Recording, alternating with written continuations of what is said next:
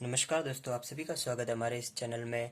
और इससे पहले हमने 3 छंद पढ़ लिए थे, जो थे हरिगीतिका, चप्पय और कुंडलिया।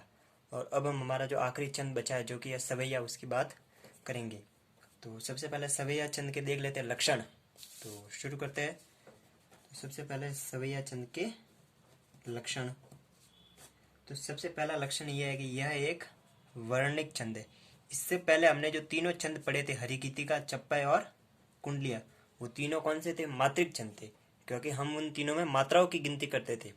लेकिन इसके अंदर हम वर्णों की गिनती करेंगे। तो पहला लक्षण ये हो गया कि सवैया जो है वो हमारा वर्णिक छंद है।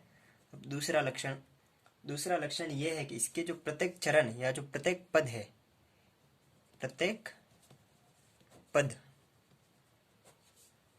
पद में 7 बगण और 2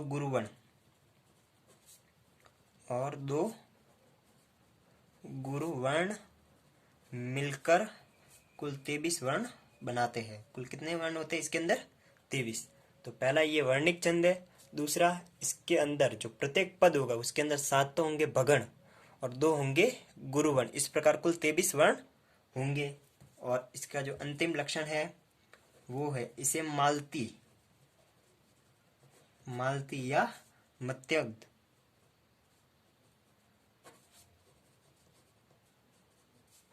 मालती या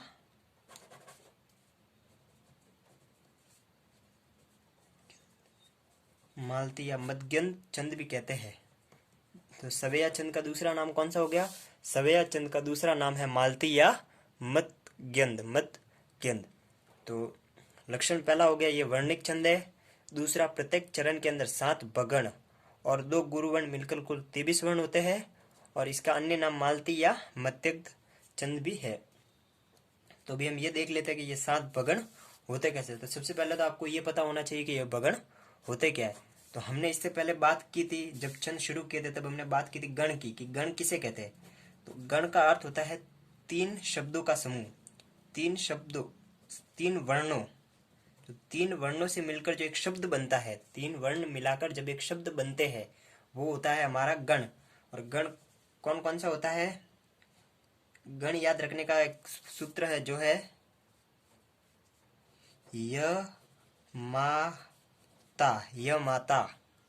राज बान सलगा।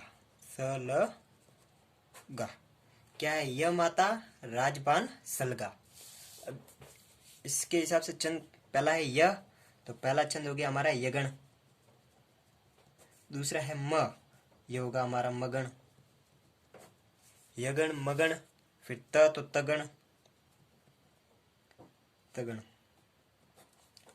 फिर र तो रगण। और फिर जगण।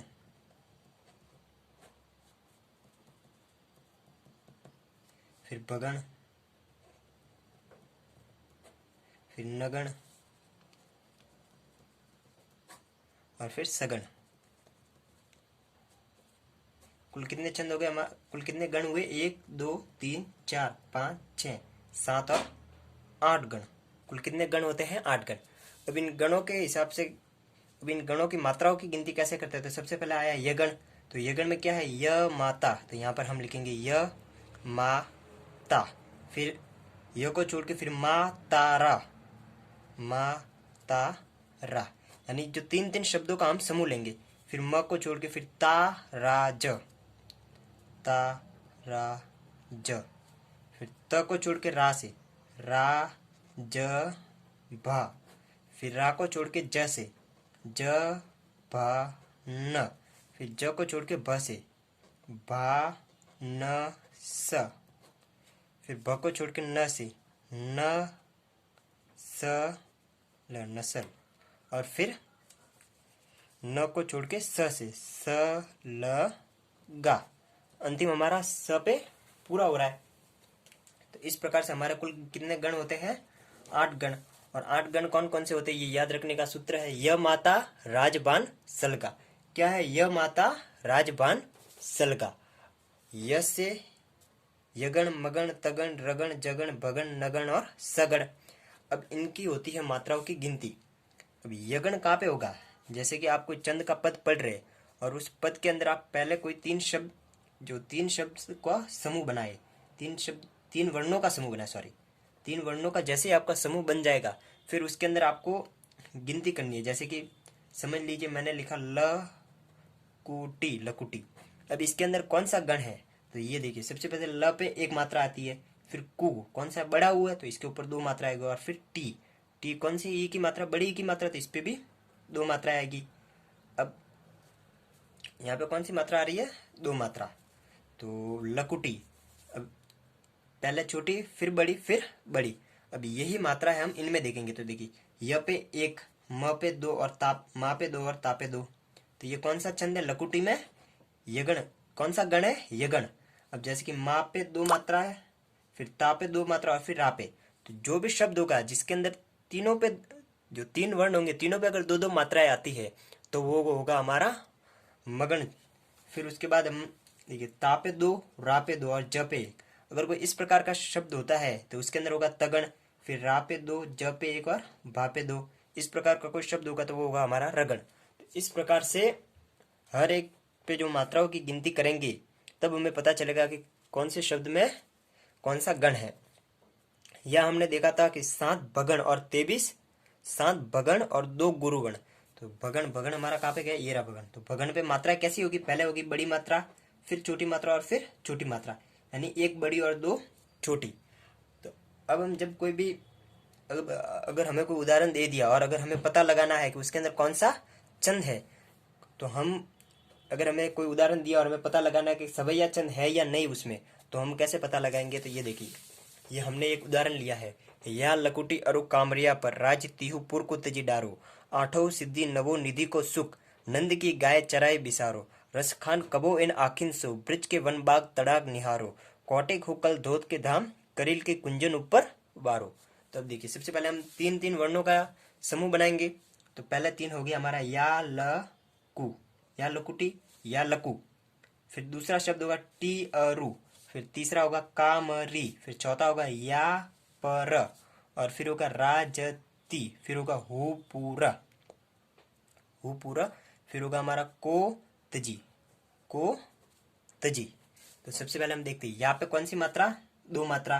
फिर ल पे एक, और कु कौन सा कु है? हमारा छोटा कु है, तो इस पे एक मात्रा। तो ये देखिए, ये कौन सा होगा हमारा? ये होगा हमारा बगण।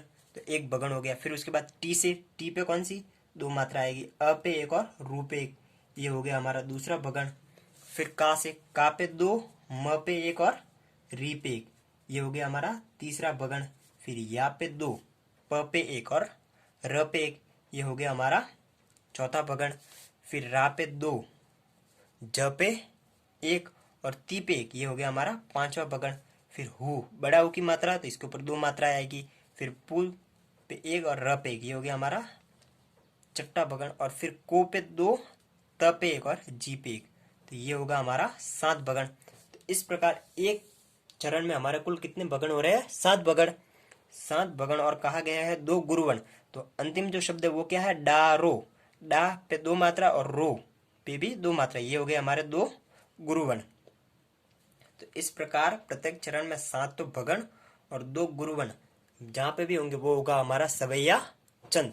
तो सवैया चंद के लक्षण कौन से हैं? पहला है ये वर्णिक छंद है, दूसरा प्रत्येक चरण के अंदर 7 भगण और 2 गुरुवर्ण मिलाकर कुल 23 वर्ण होते हैं। अब 23 वर्ण कैसे होते हैं? तो हम सबसे पहले वर्णों की गिनती करते हैं। या 1 2 3 4, इसके अंदर मात्राओं की नहीं, वर्णों की गिनती करेंगे। तो 1 2 3 4 5 6 7 8 9 10 11 12 13 14 15 16 17 18 19 20 21 22 और एक 23। तो कुल प्रत्येक चरण में 23 वर्ण होंगे। और वो भी 23 वर्ण कौन से? स्टार्टिंग के 7 भगण और अंतिम जो 2 वर्ण बचेंगे वो होंगे हमारे गुरुवर्ण। तो इस प्रकार हमारा सवैया चंद पूरा होता है। तो सवैया चंद के अंदर हमने सबसे पहले उदाहरण देख लिया, लक्षण देख लिए, और गणों की गिनती कैसे करते हैं और कुल कितने गण होते हैं वो भी हमने देख लिए। तो इस प्रकार हमारा चंद वाला टॉपिक कंप्लीट हो गया, अलंकार वाला भी कंप्लीट हो गया। अब हमारे जो अंतिम बचता है वो रहा हमारे गुण, जो कि काव्य के गुण। और दोष तो इस बार हमारे है नहीं, तो हमें सिर्फ इस बार गुण पढ़ने, और गुण हमारे कुल 3 है, जो कि हम नेक्स्ट वीडियो में पढ़ेंगे। तब तक के लिए धन्यवाद।